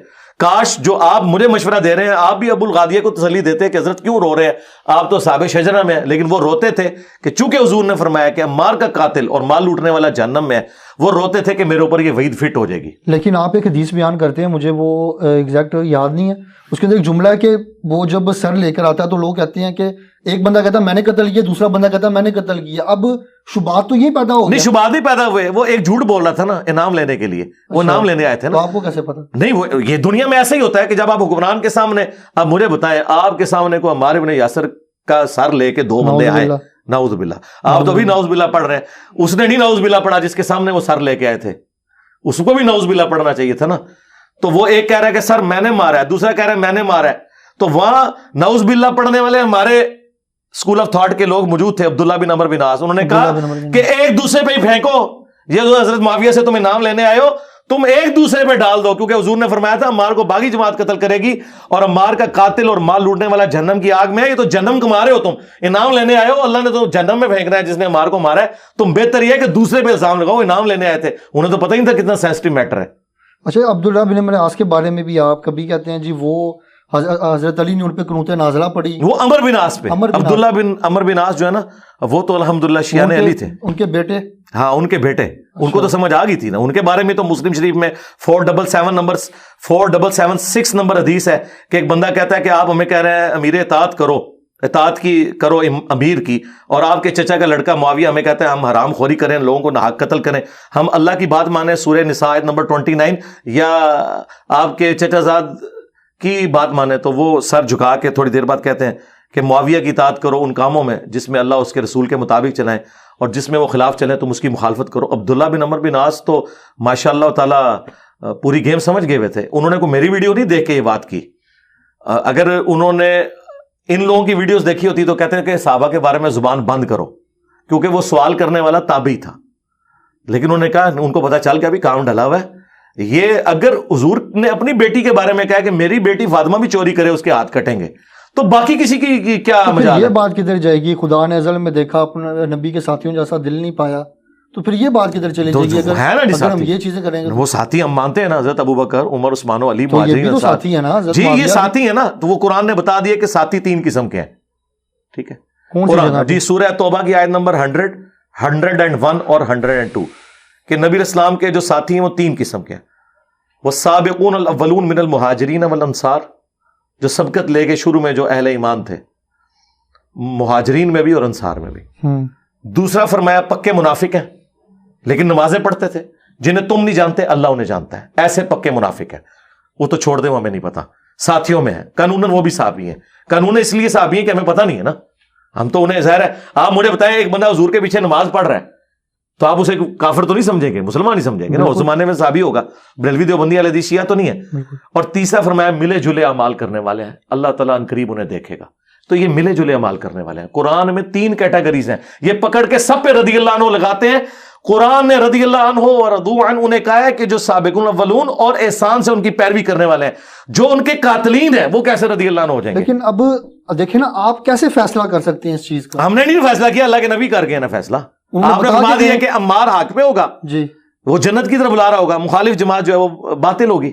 تو آپ جو جماعت ہے اسے باطل سمجھتے ہیں کیونکہ رسول اللہ نے فرمایا جملہ تو دوزخ میں، دوزخ کی طرف بلانے والی جماعت، دوزخ کی نہیں، دوزخ کی طرف بلانے والی. ہاں، تو مسلمان اکثر کام وہی کر رہے ہیں جو دوزخ کی طرف لے جانے والے ہیں، لیکن ہم انہیں دوست کی نہیں کہتے. جھوٹ بولنا کیا ہے؟ دوزخ کی طرف لے جانا. تو ہم کسی جھوٹے کو یہ تو نہیں کہتے دوست کی، کام دوست کی والا ہے. ظاہر خلیفہ وقت کے خلاف کھڑا ہونا، قرآن نے تو کہا تلوار سے ان کو سیدھا کرو جو خلیفہ وقت کے خلاف کھڑے ہوں، کیونکہ وَأُولِي الْأَمْرِ مِنْكُمْ کے تحت ہے. یہ جو یہ کہانی ڈالتے ہیں نا کہ دونوں طرف صحابہ ہی تھے وہ لڑے، یار وہ کہتے ہیں بھائی تھے، دونوں بھائی تھے جی، بھائی ہوتے تو بھائی آپس میں لڑ نہیں پڑتے، بڑا بھائی چھوٹے بھائی کے ساتھ لڑ پڑتا. تو یہ اس میں تو بس ٹھیک ہے، جو بڑا بھائی تھا نا اس نے قنوت نازلہ پڑھی ہے، ہم تو بڑے بھائی کے ساتھ ہیں، تو ہم پھر قنوت نازلہ پڑھنی شروع کر دیں. اب بڑے بھائی کی سنت پہ عمل کریں. حضور نے تو کہا علیکم بسنتی و سنت الخلفاء الراشدین المہدیین، ٹھیک ہے نا. اور دوسرا نبی علیہ السلام نے فرمایا، صحیح مسلم کی حدیث ہے، جب ایک امیر کی بیعت ہو جائے جو اس کے خلاف کھڑا ہو اسے قتل کر دو. حضرت علی کی بیعت ہو چکی تھی، حضرت علی کی بیعت انہی صحابہ نے کی ہے جنہوں نے ابوبکر، عمر، عثمان کو خلیفہ چنا ہے. ان کے خلاف جو کھڑے ہوئے ہیں وہ واجب القتل تھے. وہ تو کہہ رہے ہیں قصاص عثمان کے لیے کھڑے ہوئے ہیں. قصاص عثمان کے لیے خلیفہ سے ڈیمانڈ کی جاتی ہے، خلیفہ کے خلاف تلوار نہیں اٹھائی جاتی. مثلا خدا نہ خواستہ آپ کے بھائی کو یا والد کو کوئی قتل کر دے تو آپ کیا پارٹی اور جتھا بنا کے سپریم کورٹ پہ حملہ کریں گے یا سپریم کورٹ میں ریٹ فائل کریں گے؟ اور پھر سپریم کورٹ میں حضرت علی جیسا بندہ ایماندار بیٹھا ہوا ہو، پھر تو کوئی گنجائش ہی نہیں ہے. پارٹی اور جتھا بنانا تو یہ تو ریٹ آف دی گورنمنٹ کو چیلنج کرنے والی بات ہے. صحیح. ہاں، ہمیں اس جنگ سے اختلاف ہے.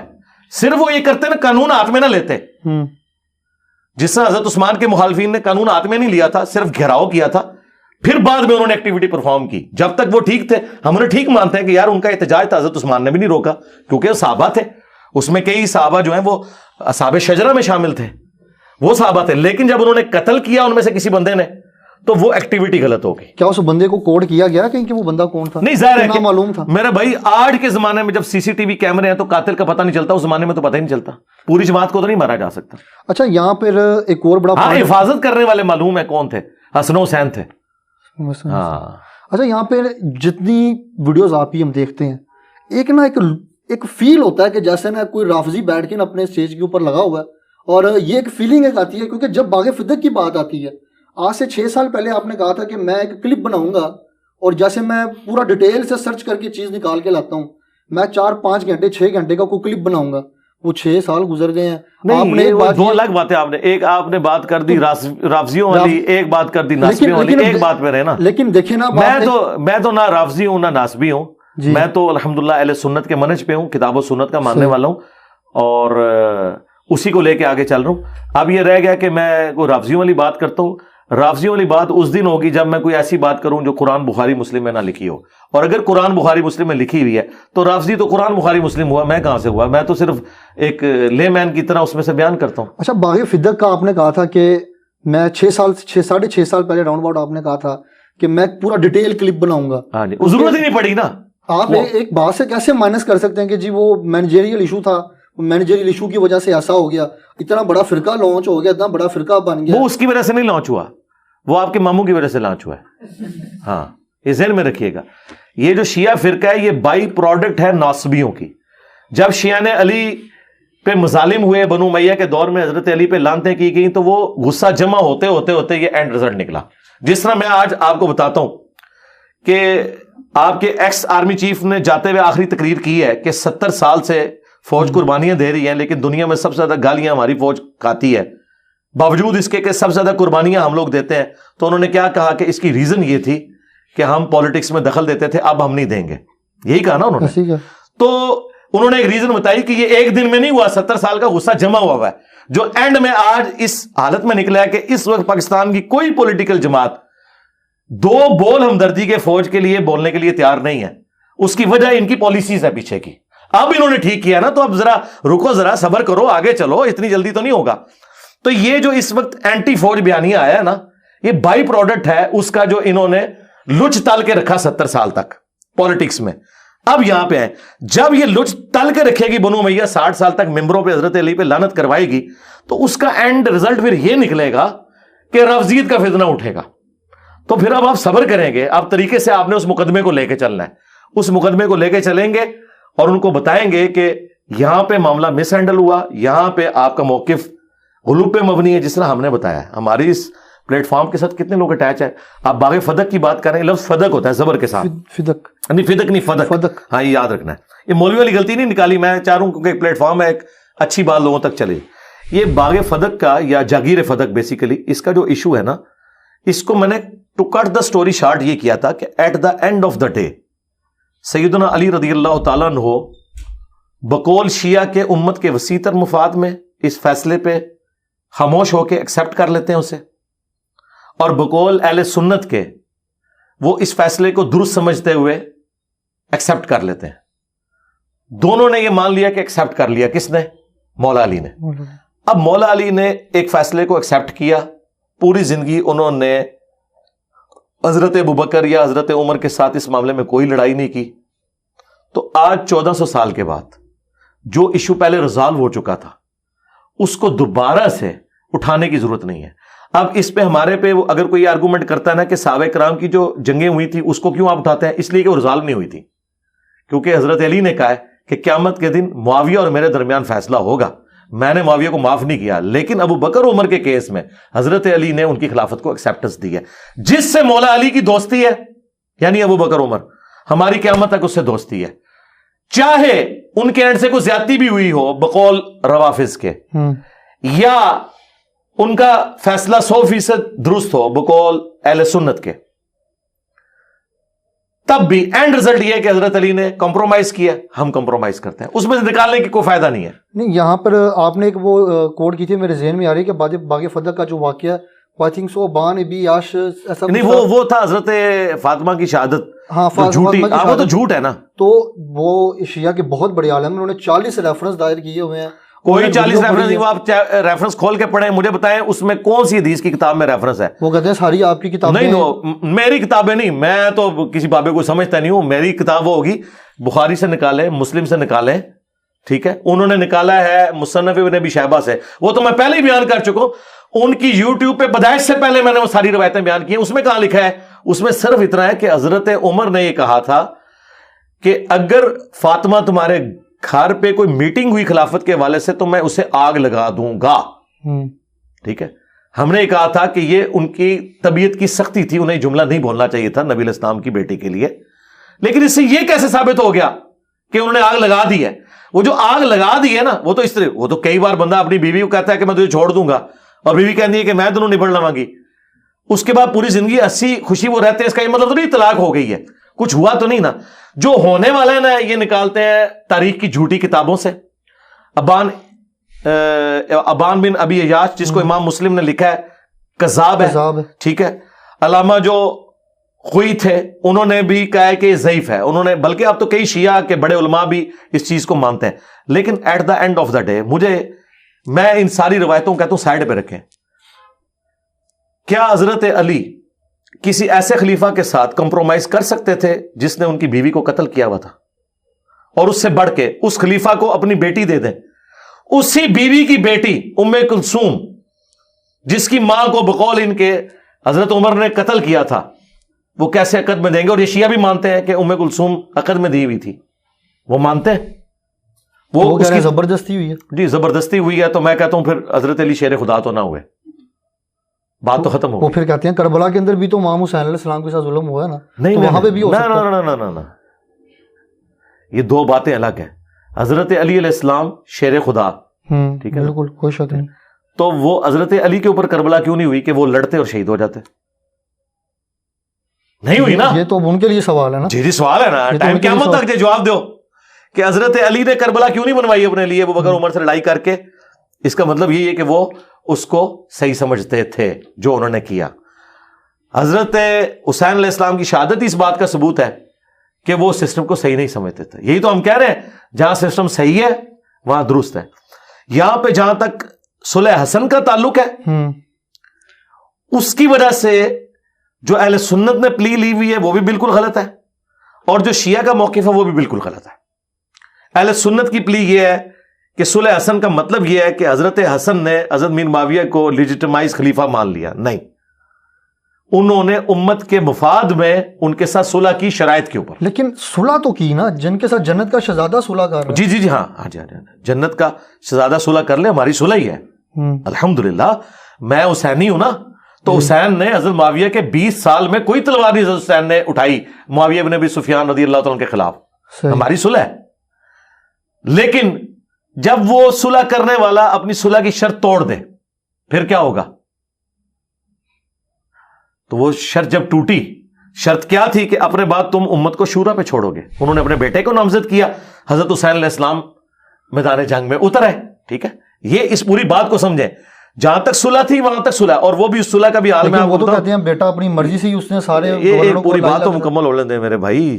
آپ چھیڑ رہے ہیں پی ایچ ڈی تھیسیز اور مجھے کہہ رہے ہیں کہ استنجے کے پتھر کتنے ہیں, وہ تو میں آپ کو دو بتا دوں گا. ہم نے پی ایچ ڈی تھیسیز ہے, یہ پورا ایک مقدمہ ہے. جی اس مقدمے کو سمجھیں.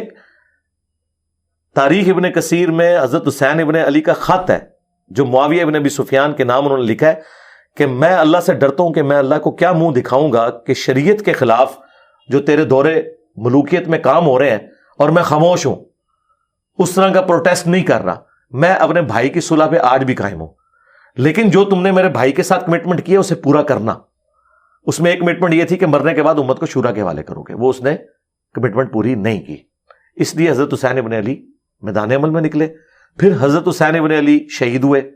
اب میں آپ سے ایک سوال کرتا ہوں, کیا امام حسن نے اس لیے صلح کی تھی کہ ان کے چھوٹے بھائی کو اس طرح قتل کر دیا جائے؟ اگر حضرت حسن ابن علی زندہ ہو جائیں اور انہیں پتا چلے کہ میں نے جس شخص سے صلح کی تھی اس نے میری صلح کو توڑا میرے بعد, اور اس کا الٹیمیٹ انجام یہ ہوا کہ میرا بھائی بھی قتل ہو گیا, تو وہ کہیں گے تو صلح ختم ہوگی. لہذا یہ یاد رکھیے گا, صلح حسن اسی دن ٹوٹ گئی تھی جس دن یزید حکمران بنا تھا, کیونکہ انہوں نے اس شرط پہ عمل نہیں کیا. اور دوسرا, کربلا کے بعد تو صلح حسن کا کوئی جواز ہی نہیں ہے. یہ اسی طرح صلح حدیبیہ بھی ٹوٹ چکی ہے. یہاں لوگ صلح حدیبیہ کی مثالیں دیتے ہیں. صلح حدیبیہ تو ٹوٹ گئی تھی, تبھی تو فتح مکہ ہوا تھا, کیونکہ کافروں نے وہ صلح توڑ دی تھی, حضور نے ان کے اوپر چڑھائی کر دی. تو یہاں پہ بھی صلح ٹوٹ گئی, اور نبی علیہ السلام نے حضرت علی کو یہ صلح حدیبیہ اور تحکیم کو آپ نے کمپیئر کیا ہوا ہے, تو صلح حسن ٹوٹ چکی ہے. لیکن صلح حسن تب بھی نہیں ٹوٹ گئی تھی جب حضرت معاویہ رضی اللہ عنہ کا وصال ہو گیا تھا, کیونکہ اس کے بعد وہ یزید آ گیا, تو صلح حسن تو نہیں آ نہیں گیا تھا, یزید کو بنا کے گئے ہیں. بخاری میں موجود ہے, اپنی زندگی میں بیعت لی ہے. حدیث نمبر کیا ہے اس کا؟ 4827 ہے, جہاں پہ انہوں نے بیعت لی ہوئی ہے. ہاں, مروان بن حکم کہتا ہے کہ امیر المومنین, وہ کہتا ہے میرے عزیز ہم وطنوں, اللہ نے امیر المومنین کو یہ سجایا, وہ امت کے وسیع تر مفاد میں اپنے بعد اپنے بیٹے کو خلیفہ نامزد کرنا چاہتے ہیں. تو آپ کھول کے پڑھ لیں بخاری میں, اور تفسیر ابن کثیر میں سورۃ الاحقاف کی آیت نمبر 17 کے کانٹیکسٹ میں ابن کثیر نے پورا وہ واقعہ بخاری اور باقی ساری حدیث کی کتابوں سے جمع کیا ہے کہ عبد الرحمن بن ابی بکر کھڑے ہوتے ہیں کہ تیرا امیر المومنین تو چاہتا ہے کیسر و کسرا کے طریقے پہ چلے, ابو بکر عمر کے طریقے پہ نہیں. ٹھیک ہے, تو میں نے کئی بار حدیث بیان کی, میرا کربلا والا ریسرچ پیپر پڑھیں تو 14 طبق آپ کے روشن ہو جائیں. اب اس سے باہر نکلے, کوئی اور بات کریں. تو ہم نے الحمدللہ ریزالو کر دیا. ایک موٹیویشن اسپیکر ہے ساحل ادیم صاحب, وہ کہتے ہیں جی انجینئر محمد علی مرزا کو جو تصوف ہے وہ سمجھ ہی نہیں آیا, اور وہ بیچارے کی غلطی یہ ہے کہ اس کو تصوف سمجھ نہیں آیا, اس لیے وہ بار بار یہ باتیں کرتا ہے, چشتی رسول اللہ اور یہ ساری باتیں. نہیں, تو اس کا تو بڑا خطرناک مطلب ہے, آپ کسی پہ جھوٹ نہ باندھیے گا. میں یہ کلپ کے اندر میں چلا دوں گا. جی چلائیں. مجھے بتائیں کہ آپ جس صاحب کا نام لے رہے ہیں, کیا انہوں نے کہا ہے کہ چشتی رسول اللہ جائز ہے؟ وہ کہتے ہیں جائز نہیں ہے. تو پھر میرا اور ان کا کوئی اختلاف ہی نہیں ہے. لیکن وہ کہتے ہیں آپ کو تصوف سمجھ نہیں آیا, وہ کسی اور سینس میں نہیں, وہ دیکھیں نہیں یہ انہوں نے کہیں نہیں کہا, استغفر اللہ. نہیں, وہ کہتے ہیں کہ جی وہ تصوف کے اندر کچھ باتیں ایسی ہوتی ہیں, اس طرح کچھ اس کو ایکسپلین کر رہے تھے. نہیں, وہ انہوں نے وہ جو بھی کلپ ہے میں نے سنا اس میں انہوں نے کوئی بات کی نہیں ہے. وہ بات کریں گے تو جواب لے لیں گے. صرف انہوں نے ایک بات کی ہے, اس کا جواب میں آپ کو دے دیتا ہوں. انہوں نے یہ کہا ہے کہ یہ جو جعلی صوفی پھر رہے ہیں نا, یہ اس بات کی دلیل ہے کہ جعلی چیز کی اصل بھی کوئی موجود ہوتی ہے نا. تو میں نے اس کا جواب ان کو دیا نا کہ یہ جال کس کی ہے, کس اصل کی ہے. تو میں نے ان کو بتایا کہ اصل یہ تھا کہ غلاف کعبہ چڑھتا تھا, انہوں نے جعلی بابوں کی قبروں پہ چادریں چڑھانا شروع کر دی. اصل یہ نہیں ہے کہ رسول اللہ کی قبر پہ کچھ چادر چڑھاتے تھے مولا علی علیہ السلام, تو یہ اس کی اصل نہیں ہے. یہ انہوں نے نقل اتاری ہے کعبے کی اور بالکل غلط اینالوجی بنائی. اچھا, میں نے انہیں بتایا کہ اصل یہ تھی کہ انبیاء اصل ہوتے تھے جو ٹرو ریپریزنٹیٹو ہوتے تھے اس پلانٹ ارتھ پہ. نبیوں کی لوگ عزت کرتے تھے. جب انہوں نے دیکھا کہ نبیوں کو تو لوگ اتنی رسپیکٹ دیتے ہیں, تو انہوں نے یہ کلیم کیا ہم نبی کی سیٹ پہ آ کے ان کے خلفاء کی حیثیت سے بیٹھ گئے ہیں. نبی علیہ السلام کے وضو کا پانی صحابہ نیچے نہیں گرنے دیتے تھے, ان کا پسینہ مبارک خوشبو کے طور پہ لیتے تھے. انہوں نے اپنے بابوں کے پسینے, منہ کی ہڈیاں اور ان کے تبرکات لینے شروع کر دیے, حالانکہ حضرت ابو بکر, عمر, عثمان و علی کے کسی نے نہیں لیے تھے. تو اس کی اصل انبیاء تھے. یہ انبیاء کی نقلیں اتار کے انبیاء کے دین میں انہوں نے رکھنا ڈالا ہوا ہے. اور دوسرا وہ جو کہتے ہیں نا احیاء العلوم, انہوں نے ذکر کیا جی احیاء العلوم پڑھیں. ہاں, سمتھنگ لائک کچھ ایسا ہی ہے جی. تو آپ کی اطلاع کے لیے عرض ہے کہ یہ تصوف کی جن کتابوں کا آپ لوگ نام لیتے ہیں اور جن کتابوں کا نام آپ نے صرف سنا ہوا ہے, وہ کتابیں میں نے اس وقت پڑھ لی تھی جب میری داڑھی بھی نہیں نکلی تھی. کشف المحجوب, رسالہ قشیریہ, احیاء العلوم, مکاشفۃ القلوب, کیمیائے سعادت, یہ وہ ساری کتابیں, اس میں میجارٹی امام غزالی کی ہیں. منہاج العابدین امام غزالی کی کتاب, رسالہ قشیریہ ابو القاسم قشیری جو علی اجویری صاحب کے استاد تھے, اور علی اجویری صاحب کی کشف المحجوب, یہ میں نے اس وقت پڑھ لی ہیں. تو میں نے ان کو بتایا کہ امام غزالی سے ہی پوچھ لیں, وہ کہتے ہیں غزالی کی تصوف ٹھیک ہے. غزالی نے اپنی لائف سٹوری خود لکھی ہے, المنقذ من الضلال, اردو میں ترجمہ ہوا ہے, ضیاء القرآن پبلیکیشن لاہور نے کیا ہے. اس کا اردو میں عنوان ہے اندھیروں سے اجالوں کا سفر. اس میں امام غزالی نے اپنی لائف سٹوری بتائی ہے کہ میں صوفی کیوں بنا. اس میں تو وہ دعویٰ کر رہا ہے میں انبیاء سے ڈائریکٹ ملتا ہوں. تو مجھے بتائیں کسی صحابی نے حضور کی وفات کے بعد ان سے ملاقات کی ہے؟ کبھی مولا علی نے, کبھی سیدہ فاطمہ نے. اتنے بڑے بڑے بلنڈرز اس میں لکھے ہوئے ہیں. تو یہ وہی کچھ ہے اور کیا ہے, ایک جیسے ہی ہیں.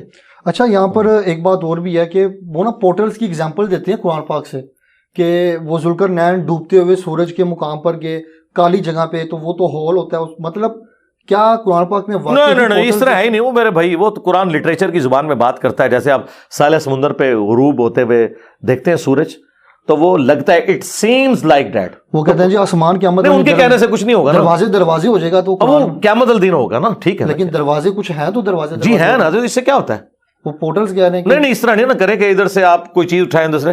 آپ وہ بات کریں جو قرآن و سنت میں لکھی ہوئی ہے, ہم اس کو مانیں گے. آپ نے جو اپنا کو رنگ بھرنا ہے تو وہ ہم پابند نہیں نا. نہیں, یاجوج ماجوج جو ہے وہ کہتے ہیں جی بلندیوں سے اترتے ہوئے نظر آئیں گے. جی اگر وہ دنیا پہ ہیں تو ان کی تعداد تو ابھی تک اربوں میں. جی نبی علیہ السلام نے تو یہی بتایا, صحابہ کو تو یہی پتا تھا. زمین پہ ہے, مطلب اسی زمین, جی اسی زمین پہ اللہ تعالیٰ نے پردے میں رکھا ہوا ہے. جی میرے اور آپ کے ساتھ فرشتے اٹیچ ہیں, میں نے نہیں دیکھے ہیں, پردے میں رکھے ہوئے اللہ نے. جب چاہیں گے ظاہر ہو جائیں گے. اس میں کون سا یہ جو تباہ آزمائی کرنا ہے نا قرآن و سنت میں, ہم یہ کہتے ہیں قرآن و سنت میں جتنی بھی چیزیں جو عقیدے سے تعلق رکھتی ہیں نا, وہ عقائد و نظریات الحمدللہ قرآن اور سنت میں اسٹیبلش ہوئے ہیں. اس میں اگر آپ ایسی تباہ آزمائی کریں گے کہ جو اصل میں موجود نہیں ہوگی, وہ آپ کے لیے مصیبت کھڑی ہو جائے گی. ہم اتنا مانتے ہیں جتنا احادیث میں ہے. اس کے بعد اگر کسی نے تباہ آزمائی کرنی ہے, اور وہ بھی خیر میرے خیال پابند نہیں کرتے, وہ کہتے ہیں میرے خیال میں. بالکل وہ یہی. تو جب آپ کا خیال ہے, آپ کا خیال تو دین نہیں ہوگا. دین وہ ہے جو لکھا ہوا ہے. ٹھیک ہے, وہ تو لوگ باتیں کرتے ہیں جی چائنیز جو ہیں یاجوج ماجوج ہیں, تو آپ کہتے رہے ان کو, کیا فرق پڑتا ہے اس سے. آپ کہتے رہے نا, ہمیں کیوں پابند کرتے ہیں. ہمیں تو آپ بلیک اینڈ وائٹ میں بتائیں گے کہ یہ یوں لکھا ہوا ہے. ہمارے نبی نے تو بتایا کہ اللہ تعالیٰ کانا نہیں ہے اور دجال کانا ہوگا, اس کی ایک آنکھ ہوگی.